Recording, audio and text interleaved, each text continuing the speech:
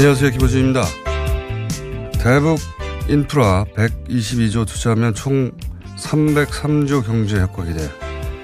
남북 통합된 대륙과 연결된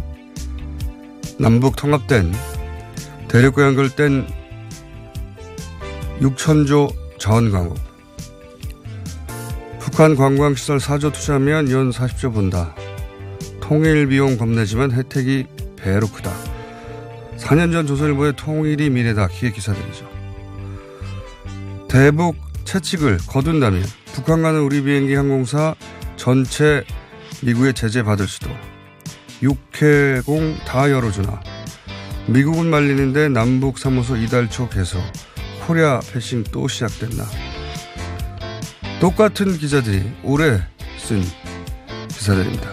똑같은 사람들이 똑같은 대상을 두고 더구나 실제 남북 관계는 4년 전과 비교할 수조차 없는 정도와 속도로 개선되어 가고 있는 상황에서 이렇게 오로지 부정적으로만 다룬다는 것.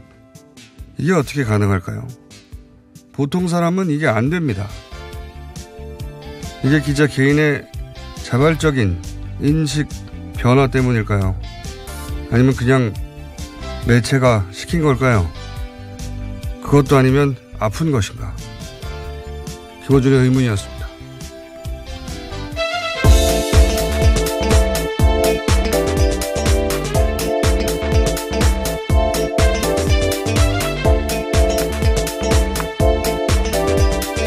김은지입니다. 잘 나아지진 않네요. 네, 그래도 어제보다는 조금 나으신 것 같은데요. 그렇진 않아요. 또 목소리가 갑자기 잠기시네요. 그래서 제가 오늘 네. 뭔가 말을 해야 되는데 목소리가 계속 이 상태로 나오면 특히 안 좋잖아요. 고음 불가한 상태 아닙니까? 그래서 고음 가능한 효과음을 준비했어요. 네. 고음 가능한 효과음 하나 줘보시죠.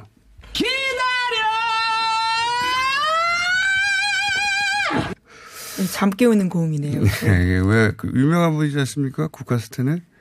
예, 갑자기 이런 생각 안 해요. 네, 하윤우 씨. 예. 네. 예, 그분의 고음을 대신 들으시라고. 예.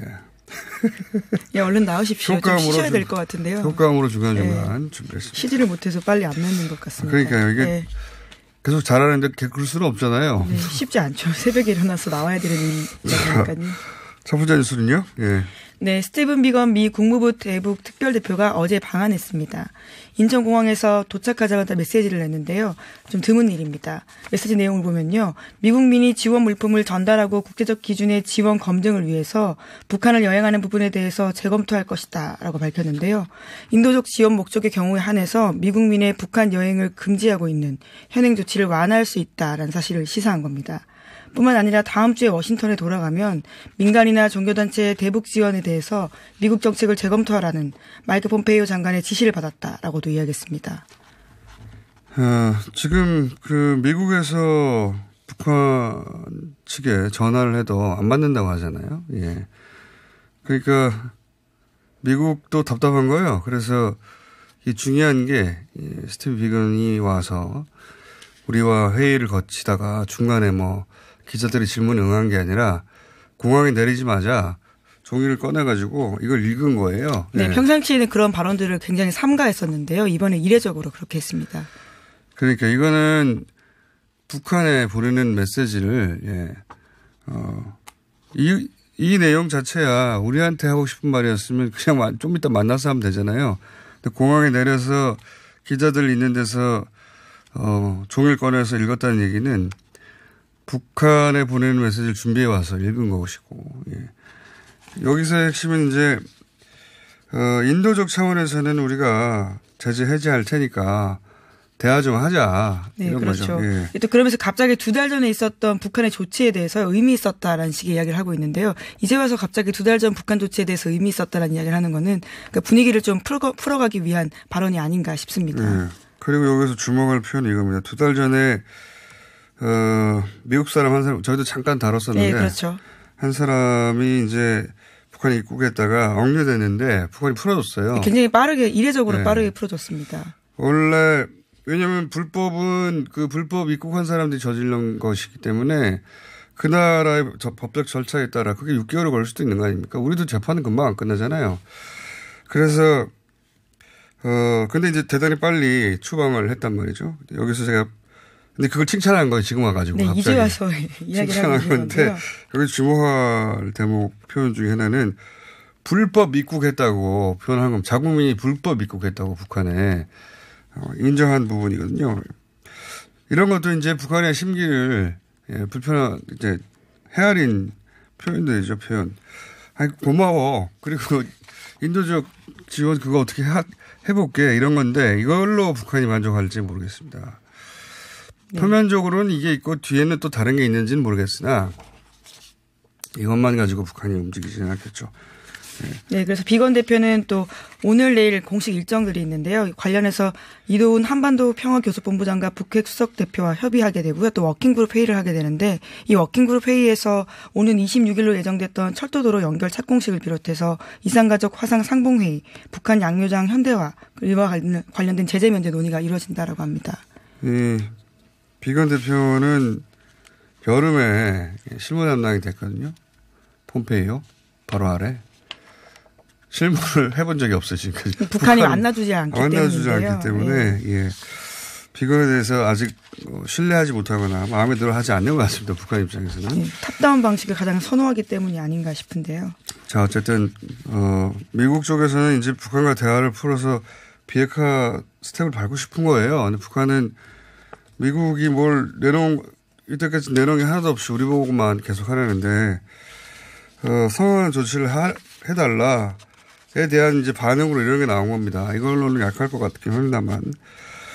자, 다음 뉴스는요. 네, 북한 쪽에서도 관련된 메시지가 나왔는데요.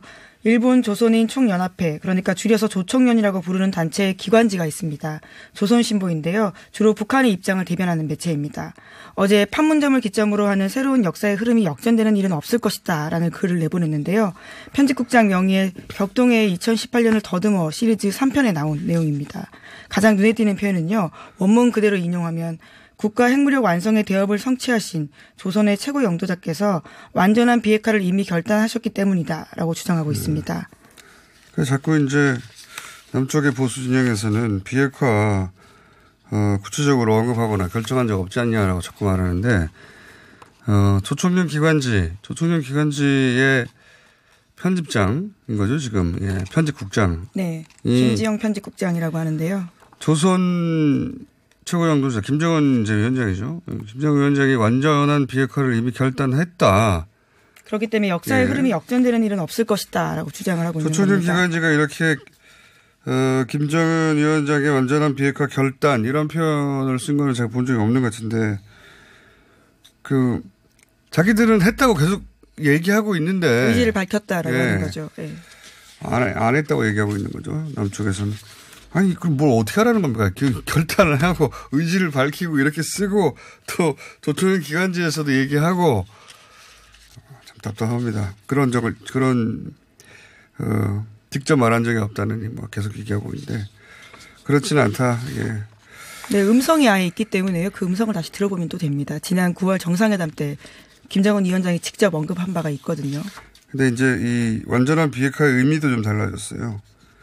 네, 그렇죠. 지난 6월 달만 하더라도요. 북한에서는 좀 다르게 이 의미를 해석했었습니다. 뭡니까?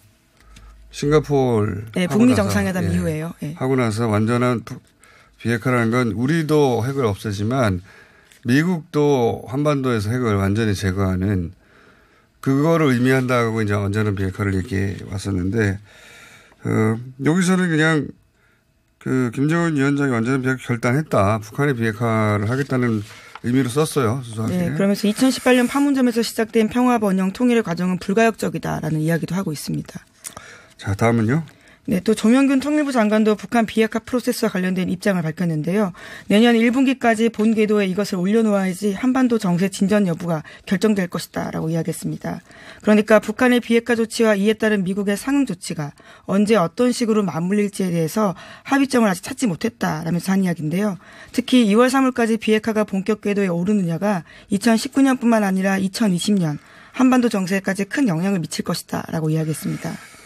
몇 번 얘기했지만 내년 1일, 2월 사이에 이런 일이 이루어져야지 아니면은 여러 가지 문제가 생기는 거죠. 그리고 네, 당장 미 의회가 돌아가게 되는데요. 그렇죠. 트럼프 대통령에게 불리한 지형입니다. 왜냐면은 이제 1월이면 1월 3일에 개원을 하는데 그때는 우리나라도 그렇지만 이제 2년마다 의원 나가고 들어오고 뭐 보좌관 새로 뽑고 그런 일이 일어나요. 그러니까 의원이 나가면 보좌관이 일자리를 잃는 거잖아요. 그러면 그 사람이 거기서 잡을 구하고 뭐 새로 인터뷰하고 자기들끼리 바빠요. 자기들도 거기 동네에 있는 사람들 얘기 들어보면. 그래서 이제 안정이 되고 그러고 나면 제대로 일하기 시작하면. 그렇겠죠. 2월부터는 예. 아마 그렇게 될 것 같은데요. 그 다음에 하원 외교위원회 위원장이 이제 그 민당 아닙니까? 예. 그럼 당연히 태클을 걸 것이고 청문회 같은 거 만들 것이고, 예. 그렇겠죠. 그 전에 그 태클 걸 수 없게 비핵화 바로 이렇게나 진척이 됐는데. 네, 더 진전된 모습을 보여야 된다는 이렇게 진척했는데 방해하느냐 할 수 있게 진도가 나가지 않으면 더 어려워질 것이다. 그래서 미국에서도 사실은 빨리 하자고 하는 미국이 계속 서두를 필요 없다고 하다가 비건 이렇게 보내는 이유도 하자는 거거든요. 예. 하자는 것이고, 예. 북한은 아니 하자 우리도 하고 싶은데 자꾸 공짜로 먹으려고 그러냐 이거죠. 예. 당신들도 믿을 수 있게 네, 서로의 조치를 좀 취해야 된다라는 부분일 예. 텐데. 하여튼 비건 도착하자마자 종이 꺼내는 건 좀 웃겼어요. 예. 영상으로 봤는데 나오자마자 기자들이 마이크를 들이대니까 보통 말 안 하고 가거든요. 예, 특별한 메시지 내지 않았습니다. 예. 이때까지 줄줄줄줄줄 읽고 왔어요. 급했다는 거죠. 자, 다음은요. 네, 삼성 관련된 소식인데요. 에버랜드 노동조합 와해 혐의를 받고 있는 강경훈 삼성전자 부회장에 대해서 구속영장이 기각됐습니다. 벌써 두 번째 영장 기각인데요. 어젯밤 서울중앙지법 임민성 영장전담 부장판사의 판단입니다. 임 부장판사는 구속 기각 사유를 이렇게 밝혔는데요. 범죄 혐의 중 노동조합 및 노동관계조정법 위반의 상당 부분에 관해서 범죄 성립 및 피의자의 가담 여부 등에서 다툼의 여지가 있다라고 밝혔는데요. 뿐만 아니라 지금까지 증거자료가 상당히 수집돼 있다는 점도 증거인멸의 우려가 있다고 보기 어렵다라고 밝혔습니다. 강 부사장은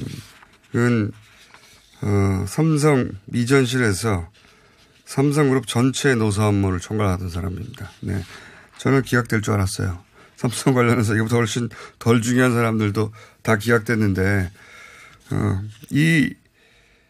지금 노조와와 관련된 모든 일들의 총괄이나 마찬가지인 사람이거든요. 예.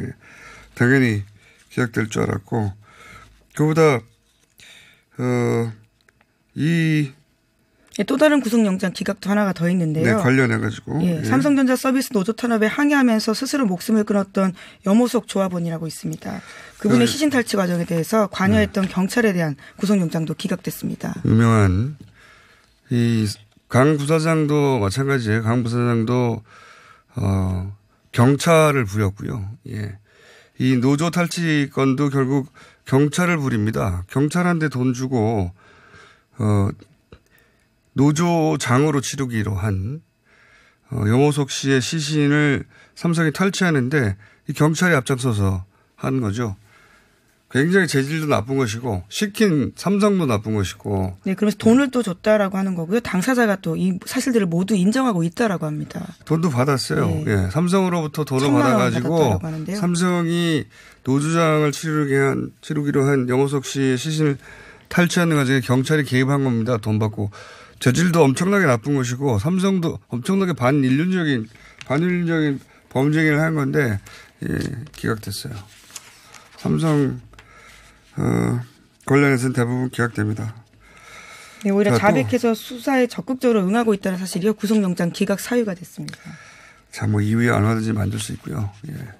그리고 주거가 뭐 안정됐고 뭐 그런 이유로 또 기각됐는데 강 부사장 같은 경우는 국회의원들이나 이때까지 구속된 수많은 사람들이 집이 없어서 구속됐습니까? 그 이유는 그냥 정말 잡범들 다룰 때 얘기고요.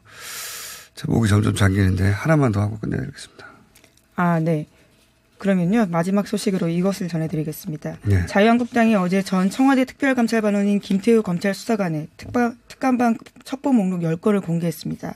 이에 대해서 어제 저녁에 박형철 청와대 반부패 비서관이 직접 해명을 했는데요. 박 비서관은 김 수사관이 청와대에서 근무할 때 당시에 중간관리자였습니다. 네, 뭐 관련 기사 굉장히 많이 나왔고 그동안 이제 청와대가 직접 매일 아침마다 이제 청와대 입장을 청와대 입장을 밝혀왔기 때문에 저희가 따로 다루지는 않았는데 이 사건을 보면서 제가 통감한 것은 우선 첫 번째로는 조정동의 이 정부에 대한 악의는 정말 대단하다 하는 거 하나 하고요. 또 하나는 다른 기자들도 너무 기사를 시켜 쓴다는 생각이 드는 게 저는 두 번째로는 결국은 가장 중요한 것 쟁점 중에 하나가 민간인 사찰이 있었느냐. 굉장히 중요한 쟁점화가 됐는데 정말 민간인 사찰이 있었고 그걸 폭로했다면 네, 보호받아야 되는 것이죠.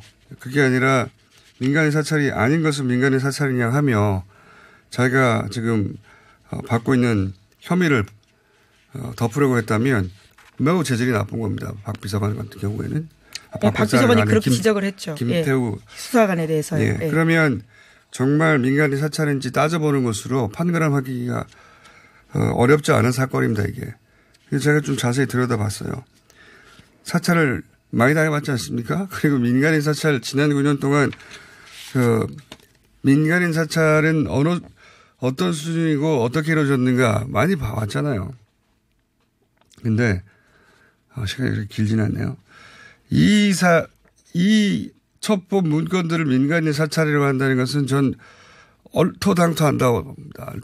이게 무슨 민간인 사찰 못 보셨어요? 지난 9년 동안 어떻게 하는 건지? 야, 이걸 그냥 민간인 사찰 프레임으로 이렇게 수많은 기사를 밀어냅니까? 네, 물론 박 비서관은 관련해서 모든 보고를 다 받은 것도 아니다라고 어제 주장하고 있는데요. 원래 첩보라는 게 정보본부라는 사람은 이런 사람들 많이 만나봐서 알아요. 출근도 안 합니다, 원래. 출근의 의미가 없죠. 출근하면 뭐 첩보가 자기 손에 들어옵니까? 이 사람들은 그냥 자기가 그 감찰 대상으로 삼는 곳에 끊임없이 돌아다니고 사우나 가고 골프 치고 그런 거예요. 골프 쳤다가 뭐라고 그러는데 이분들의 의무는 책상 앞에 앉아 있는 게 아니에요. 끊임없이 돌아다니면서 돌아다니는 이야기를 듣고 청취하고 그러면 그게 실체가 있는지 따져보고 그래서 첩보 단계에서는 첩보 단계 보고서 쓰고 어느 정도 수준이 돼야 그 보고를 하는 거죠. 문건을 작성하지만 다 보고하지도 아니에요. 하는 것도 아니에요. 기자들이랑 취재 메모 다 보고합니까? 똑같아요. 비슷한 속성의 일이 업무거든요. 야, 이걸 진짜 민간인 사찰이라고 정말 저는 황당했어요. 이걸 다 기사로 쓰는데 이러지 맙시다 진짜. 자, 이건 목소리가 점점 안 좋아지시네요. 예, 그건 나중에 한번. 자, 오늘 여기까지 하겠습니다. 예, 시사인 김은지였습니다. 감사합니다. 예.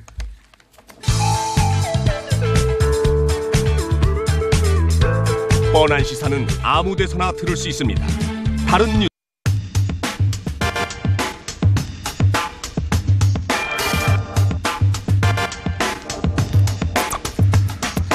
요즘 카카오 카풀 서비스와 택시업계 갈등 뉴스 많습니다.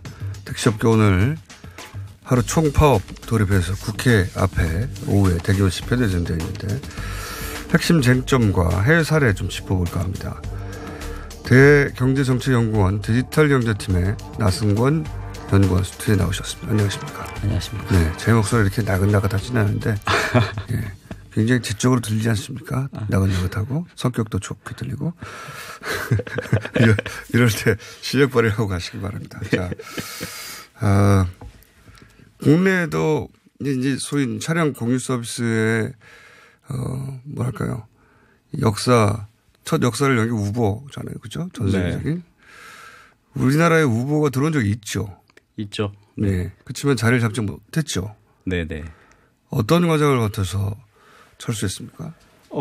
아마 잘 모르시는 분들도 있을 텐데, 네. 이 시범 서비스를 했습니다. 우버가. 네. 근데 그때 당시 우버에서 했던 건 이 우버 X라고 하는 네.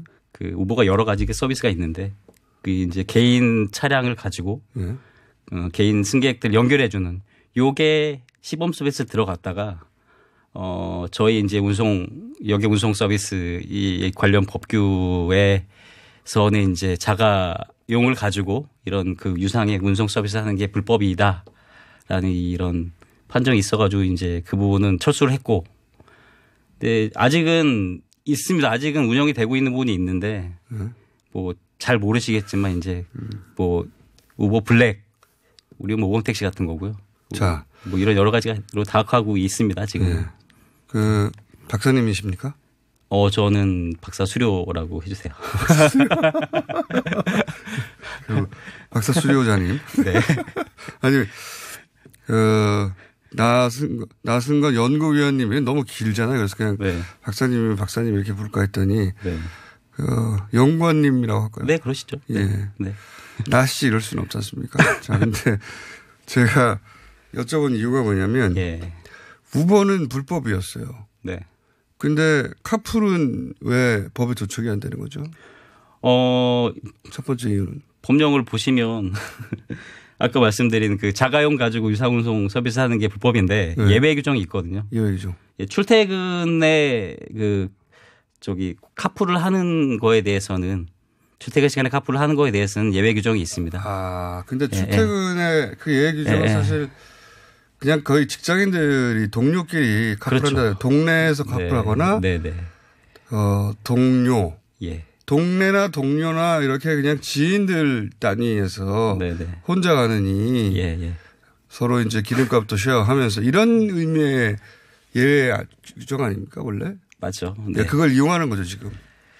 그렇게 볼 수 있을 것 그러니까 같습니다. 법이라는 게 그거 예. 따지지 않으니까. 예. 지인인지 아닌지를 따지지 네, 네, 네. 않으니까. 네. 아, 그 법규에서 틈을 찾아냈군요. 이거 찾아낸 분 영리한데요.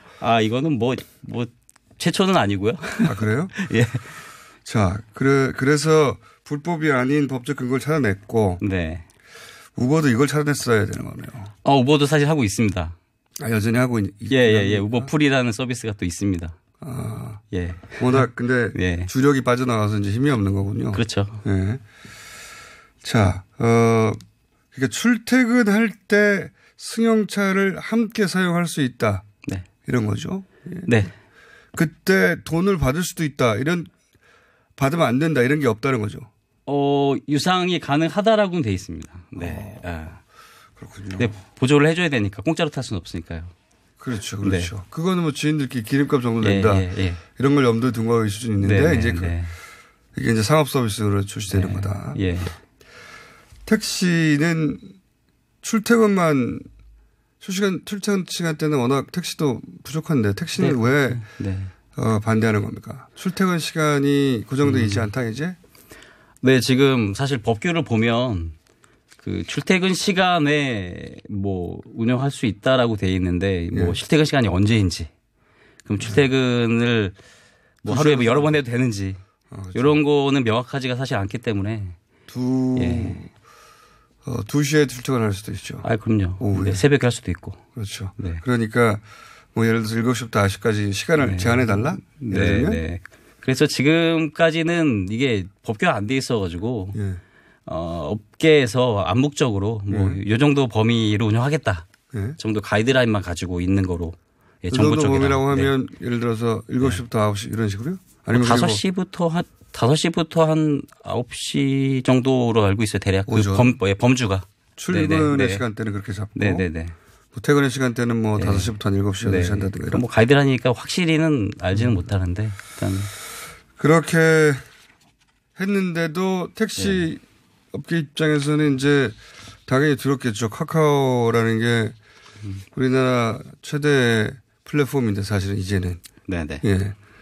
그 플랫폼을 가지고 전국을 상대로 해서 앱으로 이 소위 카풀 서비스를 하면 자기 생존권 위협 받는다고 생각하는 건 너무 당연한 것 같아요. 예. 네.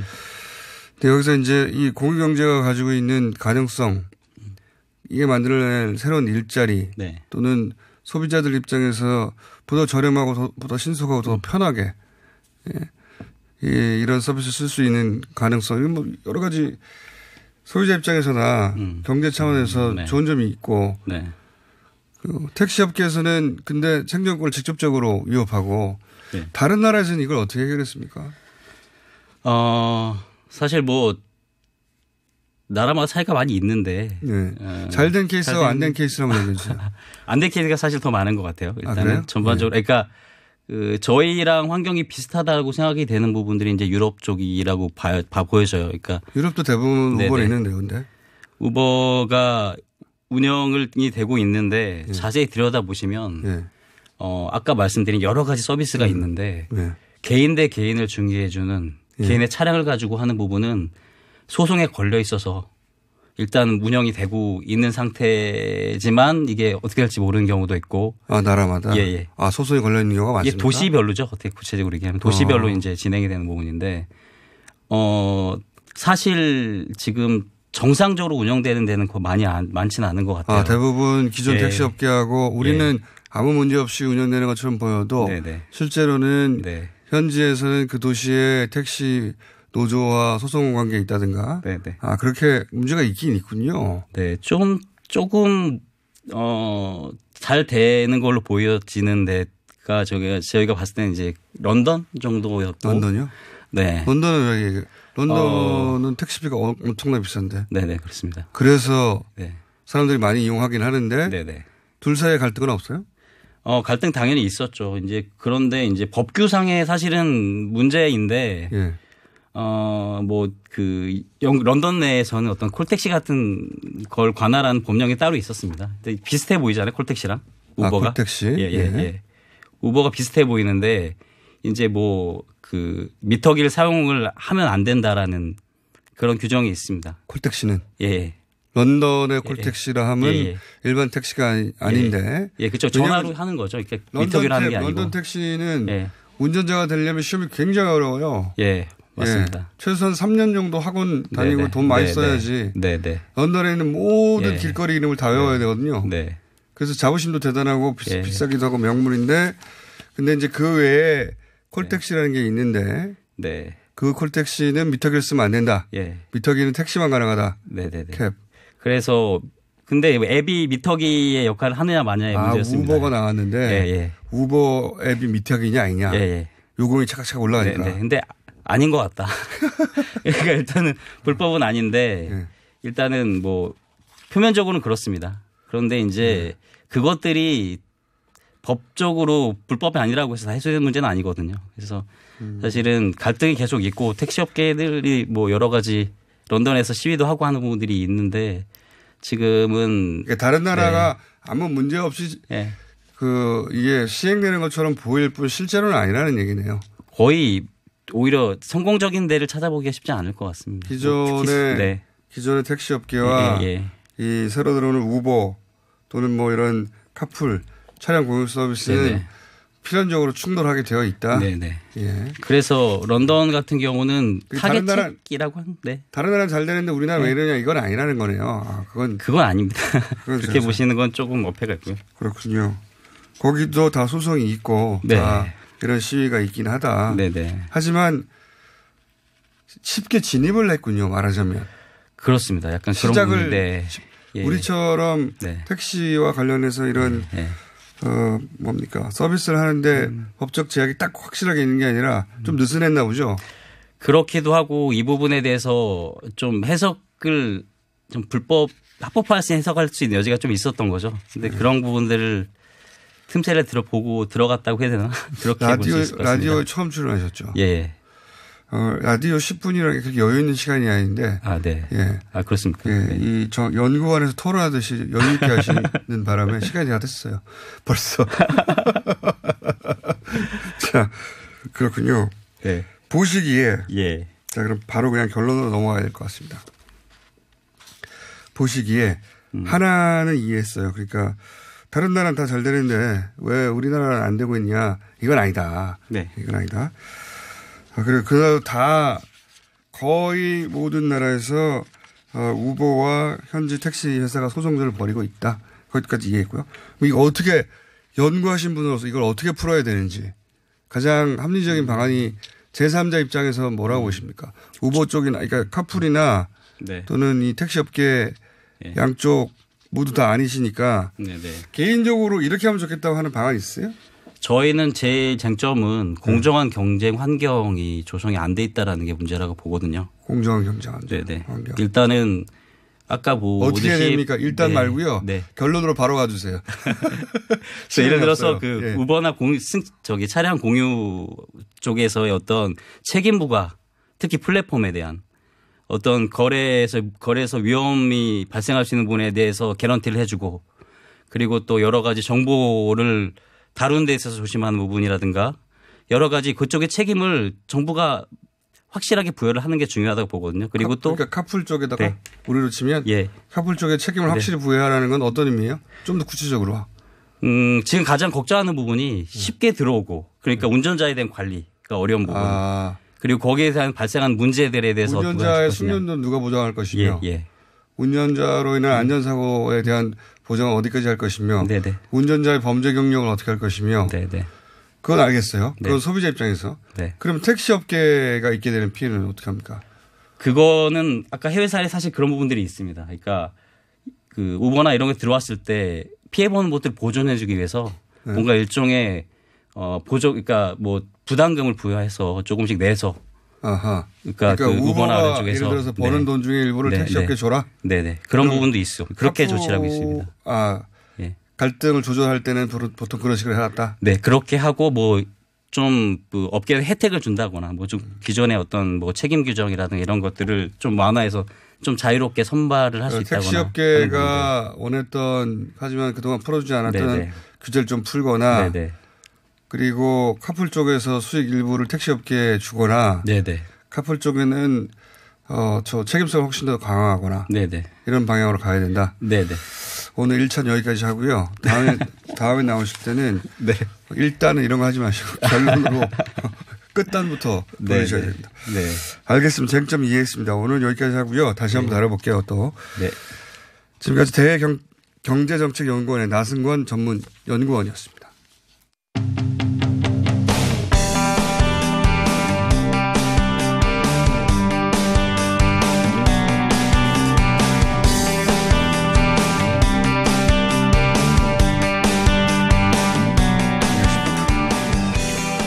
자, 이거는 굉장히 지상파 기자라는 굉장히 특이한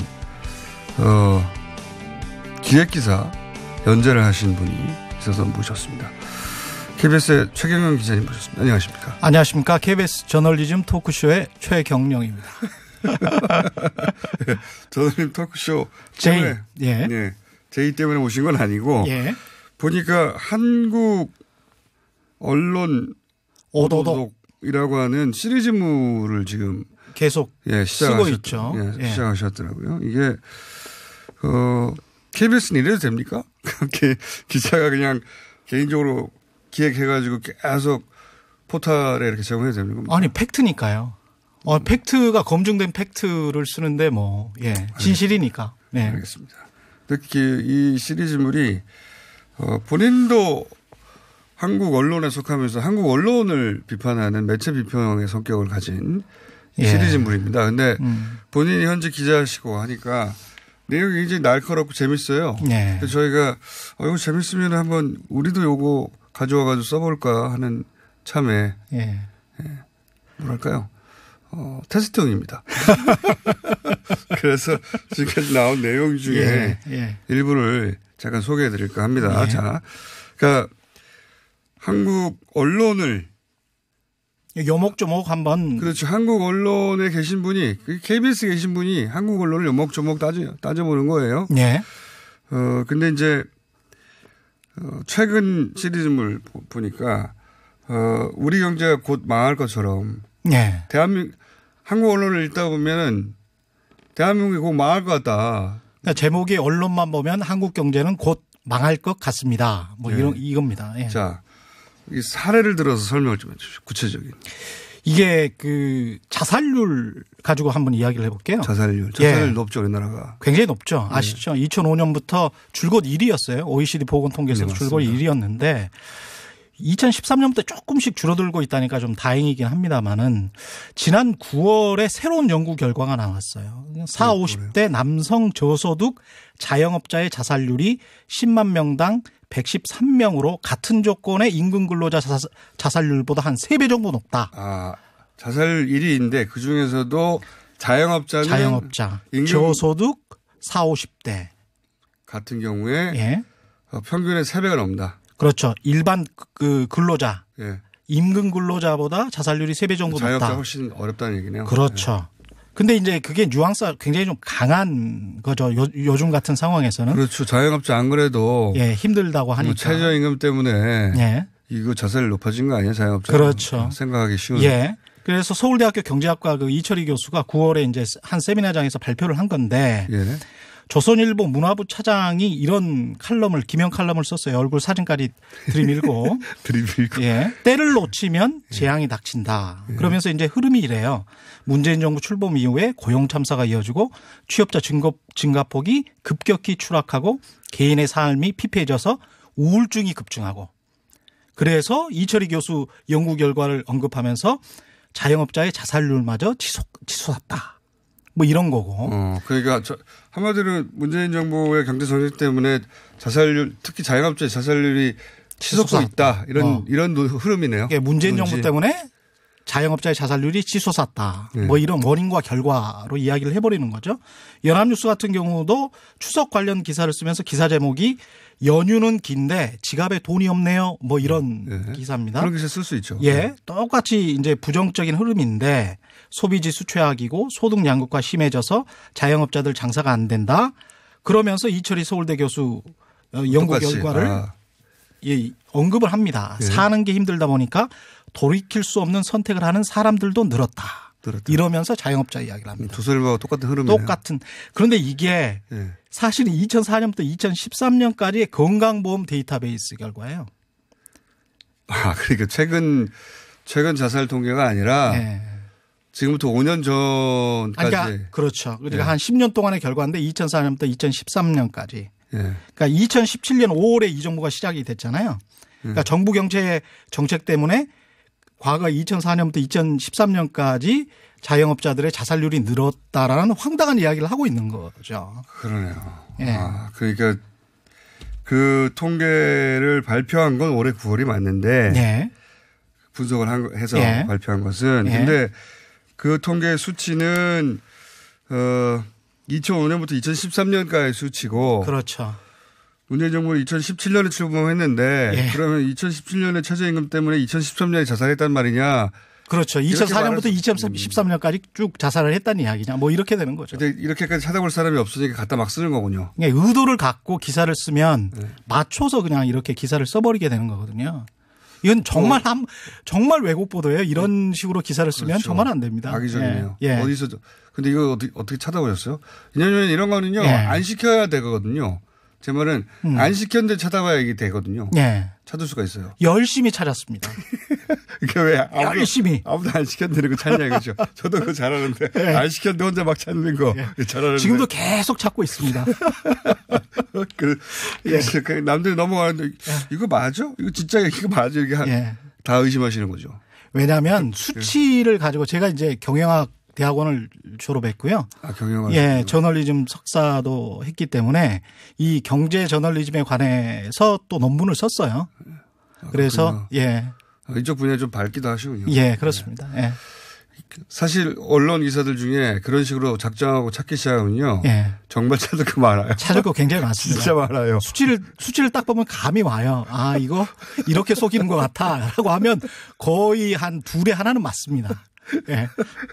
저도 동감합니다. 예. 쭉 읽다가 이게 이상한 거 갖다 쓴 것 같은데 예. 하고 막 찾아보잖아요. 예. 그럼 뉘앙스를 정반대로 썼거나 예. 뭐 이런 거 있지 않습니까? 농담으로 쓴 단어를 진담으로 갖다 붙여놓는 거죠. 그렇죠. 예. 너 죽을래? 그랬는데 살인 협박 뭐 이런 거. 친구들끼리 그런 식으로 따다 쓰는 경우가 많거든요. 그렇죠. 기자들이 절박할 때. 그렇죠. 그렇긴 한데 이런 거 하나밖에 없습니다. 이런 거 좀 몇 개 있습니까? 굉장히 많은데요. 최근에 거 한 두세 개만 더 해주세요. 예. 제가 가장 꼽고 싶은 거는 그런 거예요.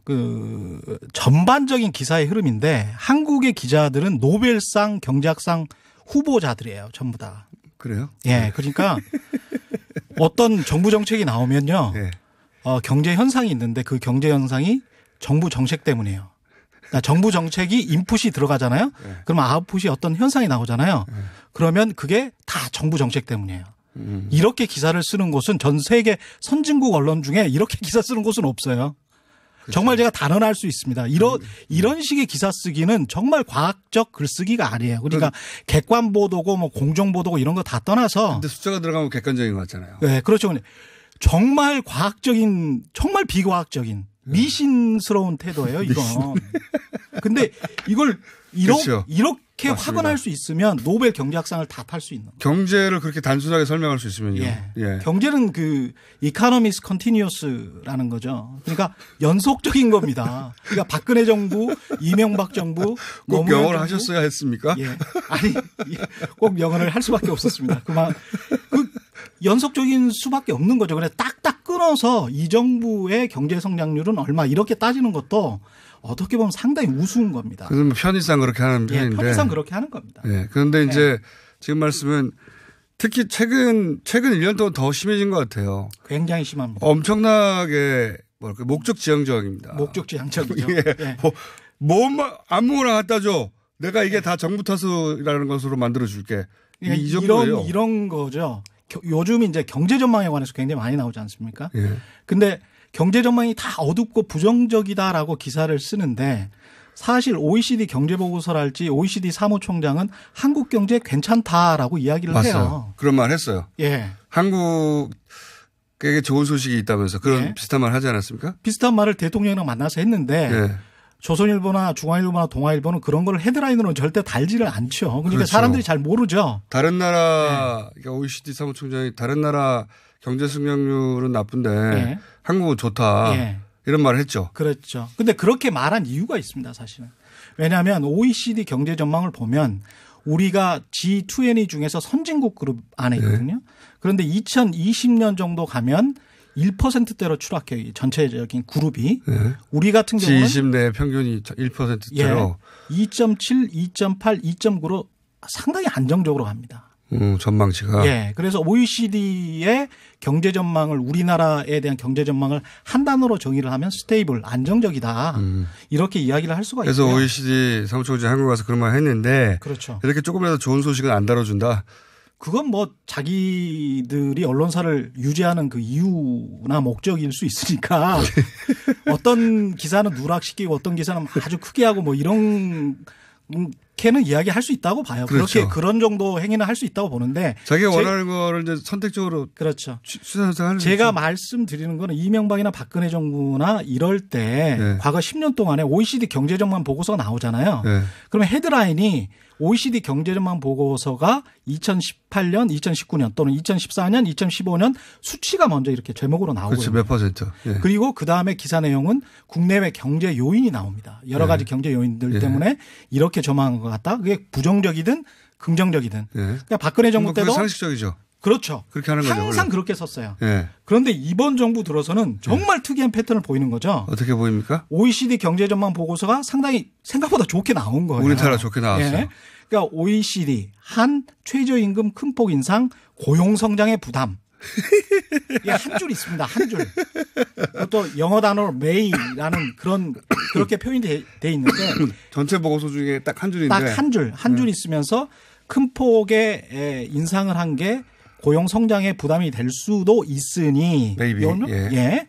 속도 조절을 좀 하는 게 낫겠다. 이게 네. OECD의 공고 안에 한 줄 있어요. 네. 근데 다 이거를 제목으로 달았죠. OECD 또 다른 경고, 한국 실업난 또 다른 경고. 예, 2020년까지 지속. 이게 생각해보니까 저도 그거 읽어봤어요. 예. 예. 동아일보도 마찬가지. 굳이 예. 찾아가지고. 속도 조절 공고. 왜냐하면 경고 이런 거 보면 예. 저하고 성격 비슷하시네. 경고 이런 거 보면 진짜 경고했나 전 찾아보거든요. 경고라는 단어는 전혀 나오질 않습니다. 맞아요. 제가 OECD 원문을 다 읽어봤거든요. 예. 경고라는 단어 한 단어도 안 나요. 예. 나라마다 OECD 길게 전망도 안 하기 때문에 금방 찾아서 읽을 수 있습니다. 그거. 예. 무디스도 똑같은 식으로 지금 이야기를 하고 있거든요. 알겠습니다. 예. 아무도 안 시켰는데 하는 짓을 쭉 하시는 거군요. 자, 요거 괜찮은데요? 요거 시리즈도 저희가 한번 준비해 볼까 합니다. 한국 언론 오도독 시리즈를 시작하신 KBS 최경영 기자였습니다. 감사합니다.